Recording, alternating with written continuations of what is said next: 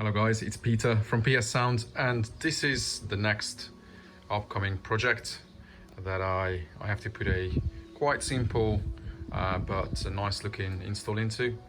It's going to be kind of SQ plus, let's say, with a bit of a bass, a bit more bass than normally what you would require for a typical sound quality system. I mean, yeah, for like competition standards. So I will show you what's happening inside, or what the plan is. So first of all, I gotta say that I don't remember the time that anyone has delivered a cleaner car to me. I'm stunned. You know, it's so clean in and outside that I think it's cleaner than if it had just rolled out of a shop. It's absolutely crazy. The interior is beautiful, spotless. It smells so good. You know, he's already done many small touches to the car. I think this is not even standard steering wheel. It must be from like Golf GTI. It looks stunning. Seats, beautiful. You know, extra interior lights inside as well on the ceiling, purpley UV type lights. So the plan is to have a two-way front end with widebands. Hopefully we can fit the widebands at the OEM location at the bottom of the dash where the grills are. Mid base is gonna stay in the door, just factory looking. We're gonna keep everything nice and simple for this time, because this is gonna be his, as far as I know, his very first proper install, so we are not going crazy. And at the back, he's already had 6.5 speaker locations on the sidewall for coax speakers that we will use for different options with different presets. You know, it can be just additional rear fill, or we can have a different preset when the van is on a show. The rear doors are open, and then, you know, the rear speakers can blast a bit more output. So at the back we're going to have a quite wide enclosure for a 15-inch driver and an amp rack facing forwards, so when you turn back like as now we are facing, then you will see the amp rack. Rather nice and simple. It should be completed in a week just by myself, so let's see how it goes. So this is the planned equipment that's going to go into the van. Unity 2s to the dash location, into custom fabricated installation. Then Unity 6s into the door location, the Imagine coaxes, 6.5-inch coaxes to the rear, and this Helix Q15W 15-inch sub into the back. But now I'm at the stage that I would install the 6.5s to the door locations, and the owner bought these, well, in theory, you know, plug and play spacers, because this is the factory speaker. As you see, you could easily fit an 8-inch driver in the door as well. But there's a slight issue with this little spacer. I'll just show it to you. Whoever fabricated it, I don't know what model he fabricated to, but somehow it doesn't really want to line up with the holes. The diameter is way smaller on the OEM speaker. The spacer is way wider, which can be fitted, but the holes are not at the right place. So I don't know, if someone is advertising these as plug and play spacers for these caddies, then yeah, that may need slight changing. So I have to modify these, and then I can pop those into the doors. So the spacer had to be trimmed off because it was way too large in diameter, and it would have had issues with clearance, especially at the bottom. At least it's made of really nice quality birch ply, and it's bolted through with stainless bolts and nylox, so it's definitely nice and rigid.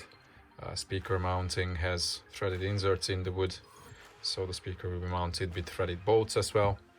And speaker wire is just tapped into the factory line, because most of these new cars come with these multi-plugs, so it can be faffy to pull the speaker cable through. For the level of the install, it will be just fine it will sound just fine. The end of the speaker cable is terminated with ferrule, and the spacer also has foam, closed cell foam at the back, so it's not gonna have any rail or anything against the door, and it also seals it nicely. Nice and simple. The client soundproofed the inner and outer skin nicely. This plastic access panel may need a bit more on it. I'm gonna put a bit more on the surface of this plastic because it's quite flimsy, but other than that, it's ready to go.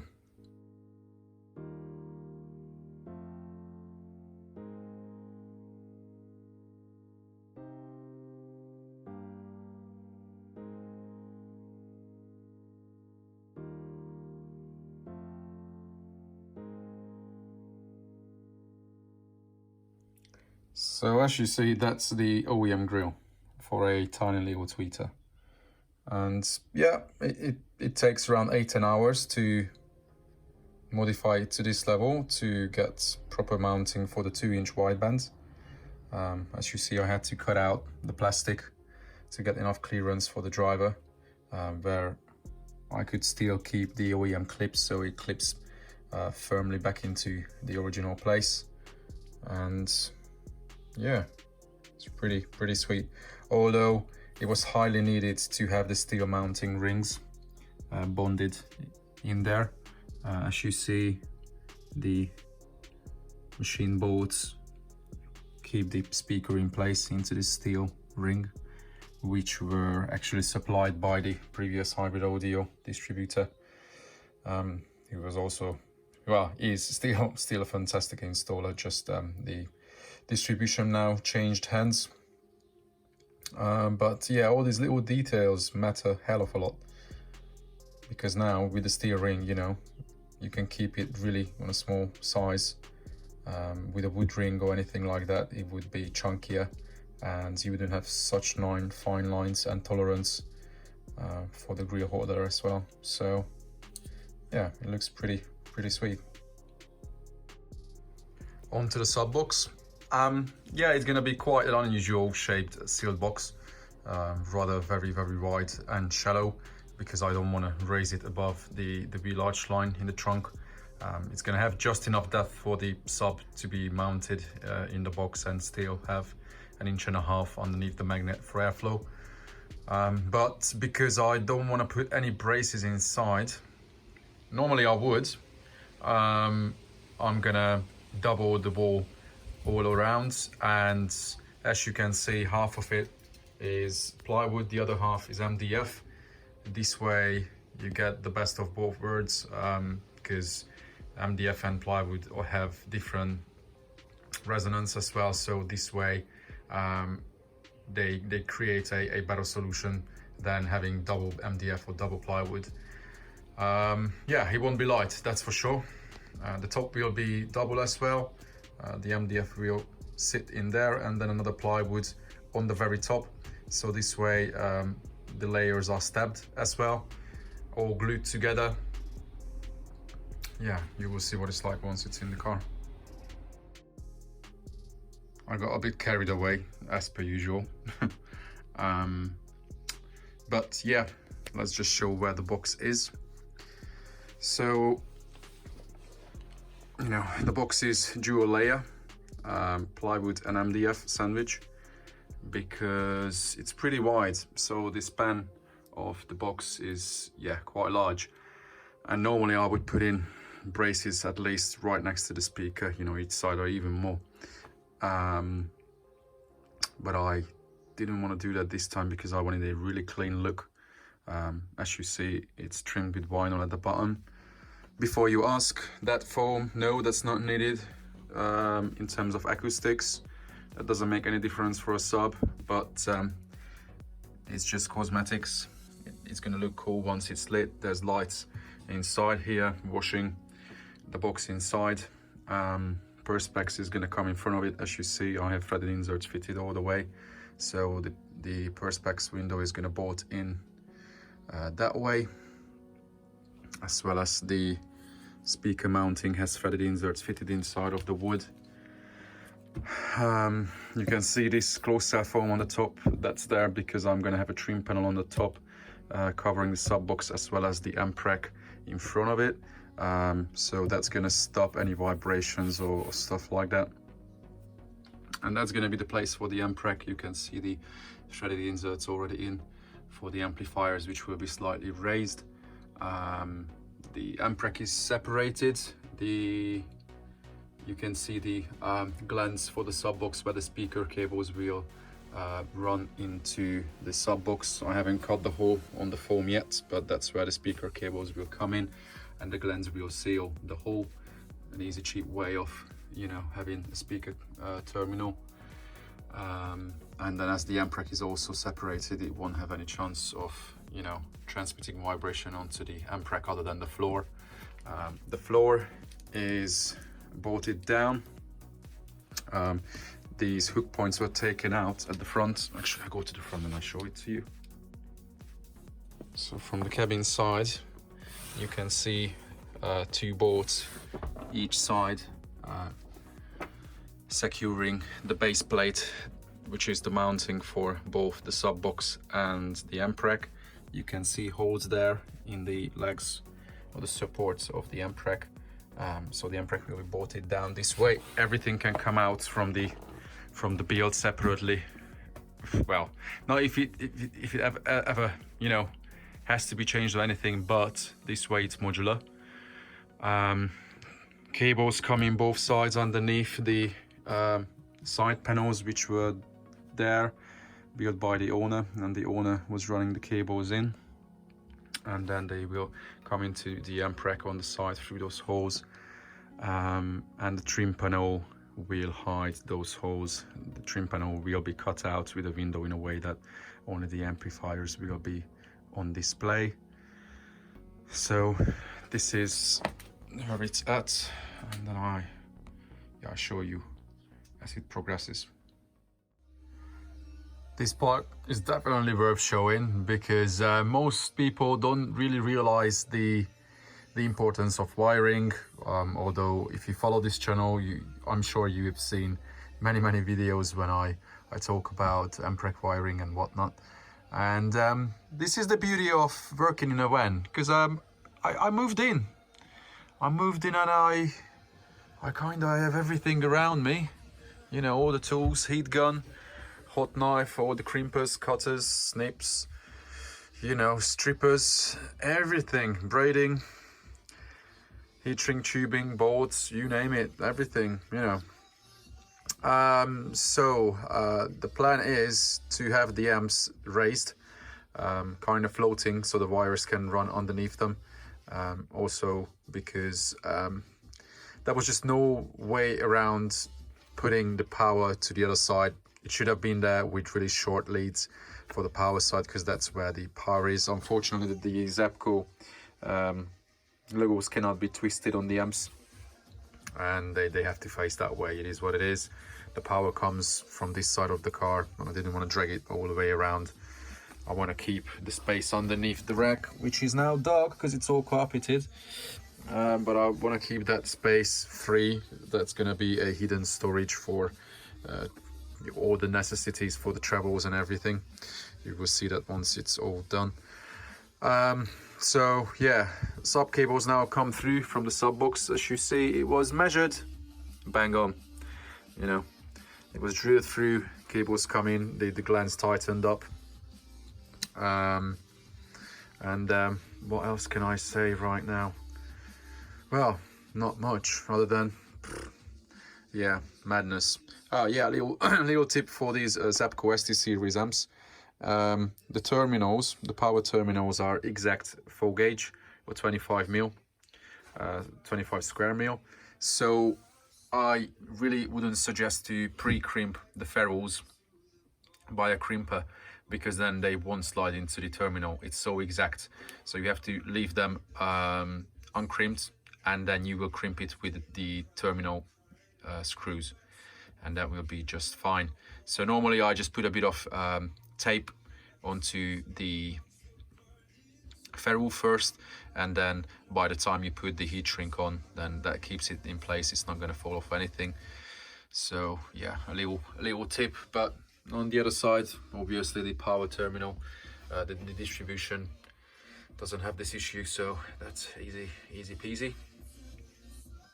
As you see, I have threaded inserts prepared for the amplifier mounting to have them floating.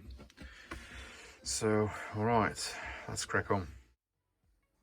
All right, so where are we now? Yeah, sub in, perspex in, the whole amprec is wired up, that I'm going to show a little bit later. Then now is stream panel. So this is going to be one trim panel hiding the top of the sub box and the amprec and some of the wiring. As you see, I have closed-cell foam to separate or to isolate the trim panel on the top, so it's not going to rattle. Let's just go back there, please. Yes, it. And then there's going to be separate trim panels on the sides coming in on certain angles, and the lights will wash out. I still have to extend this panel both ends, so there's going to be one panel covering the bolt points for the perspex, and on the other side as well. On this side, yeah, I have to build another panel, just very simple. I'm going to keep it very simple. There's a storage area underneath. The cables are running now nice and tidy, although on each end the slack is just tugged in. That's the tuning cable for the laptop. It's just there temporarily, but you know, all the travel bits that the car needs for trips can be hidden away there. Trim panel at this end will be removable, so it will be easy to get in there. But yeah, wiring madness, right? So the wires run underneath the amps, and then on that end we have the speaker cables coming in.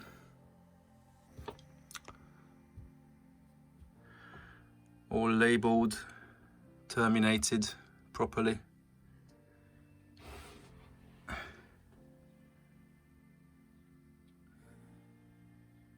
It's easy to follow everything this way. So there's just one single pair of RCAs coming in from the head unit. Then everything is set up on the PC, and the RC output from the amp is going to the monoblock running the sub, which is the 850 XM. It's all right. That beast of a sub could take a bit more power actually, because after box ride and everything, I think you could easily power this sub with even like the 1350 or even the 1650 easily if you really wanted to max this sub out. But to be fair, this car is not really happy to take any more power than this monoblock can push to it on 1 ohm, because the roof is already flapping and everything, even if it was sound treated. But yeah, people have to realize, you know, how much bass you can push into a cabin and then expect the cabin to stay solid. But it's definitely more than enough for this van and for the front end. All right, here we go. So last video in a super rush, because car has to be handed over, and well, it's been handed over, but it has to go home, so I quickly have to shoot the video. And we have special guests as well. Yes, Chris. Yeah. We will see whether Phil wants to show his face in the video a little bit later. Not everyone is happy to be on camera. So quickly, let's run through what's happening here, so you see after all the previous footage what the end result is. So this panel, as I showed earlier, covers everything, the amprec and the sub box all together, with this piece covering the mounting for the perspex. And we have a bit of a view to see the wiring this way, and the fuse holder nice and tidy. As the whole car, and as I mentioned earlier, you know, it's all black and white. It's just single white color everywhere inside of the box as well. Before someone asks, the acrylic foam has nothing to do with sound quality. It just looks nice. It makes difference in mid-range and high frequency range, but it doesn't make any difference in a sub box when it comes to sound. but it looks tidy. It's trimmed with the same vinyl inside as well. Helix Q15W running on 1 ohm from the Zapco ST850 XM, and then the ST6X DSP with the built-in DSP that runs the setup, because then yeah, that's the most cost-effective way to really do it, you know. An OK Pioneer head unit, it has USB playing FLAC, it has built-in Bluetooth for daily streaming or whatever, it has aux input and CD player. It has pretty much everything. Rear field was tuned in the way that you don't really notice it from the front, but it definitely adds to the whole experience, and it can be turned off with the little switch. Oh, let's show it to you guys. There's a little switch right there, as you see. Can I focus it on it? Yeah, the switch is right there. And then there's one switch each side, plus the largest switch at the bottom is for the lights. So, easy peasy. But for daily, I would always keep the rear on. It sounds way better, it's beautiful. So yeah, this is pretty much it for this project. Altogether, I have to count how many days went into it. The car was here for 2 weeks, but I didn't work on it every day, plus there were a few long nights. But you know, if you want to do full soundproofing, full wiring and everything, this is definitely more than a 2-week job for a single person. So you have an idea about, you know, what's doable with this equipment within this time. I guess I have to finish this video here, right? Now the owner can also hear me how I do these videos, yeah? No, you should watch yourself, yeah? Because he's been following my channel for so long, you know, watched all the videos and everything, and then now this is his car now, isn't it? Yeah, over the moon. Thank you so much. It's a bit different right now. Oh, I have to show the front. Shit. So mid bass is in the door, only playing the range between like 60 and 300 hertz. You can't see that. And then the little 2-inch wideband up there instead of a conventional tweeter. And on the other side, it just fits. It's super tight. There's like 2mm tolerance from the windscreen, and underneath it, it's really tight, but it's functional from like 330 hertz upwards all the way. No need for a tweeter. That's the Pioneer head unit, 1300, I believe. No, 3100, yeah. Stinger wattage display. The USB was customized because that's the factory USB port, but we customized it so now it's connected to the head unit, not to the factory system. And that's pretty much it. And the view at the back. Yeah. So, lockdown installation, right? Social distancing. That's the thing. How would I put you into the video when you can't be close to me? The camera is facing me, don't worry. But yeah, we can't do that. We can't really do that. But it would be interesting to show what he thinks about it. I'm sure he will be happy to comment everywhere on all the social media channels about this system, because he's been planning it for very long. And I think this is, Phil, this is your first proper system? Yeah. Ever? Proper system. Always enjoyed nice music, but since knowing yourself has educated me that nice music is a different level compared to SQ and SQL. I'm just pure bassing. Probably not at that stage as of yet, but wow, what a massive difference, and something to learn and build and progress with. Absolutely. Something so simple as this can surprise people, because cheap speakers, but as I always say, installation, tuning. This is it. That's all you need for a really good sounding system. And then you can't skip installation. You know, You can buy the most expensive equipment and it may sound worse than this setup with rather lower budget equipment. It's stunning. I'm happy to show it to everyone, you know, what can be done with equipment like this. I'm sure a few people with caddies will listen to this thing and will be well surprised, because this is not something you get from factory or from other shops. Okay, let's finish this video here, because it's gonna be another long one for you guys. Feel free to share it, comment on it as per usual, guys. Subscribe to the channel, you know, if you're not subscribed yet, and hopefully I can show the next video to you very soon. Take care.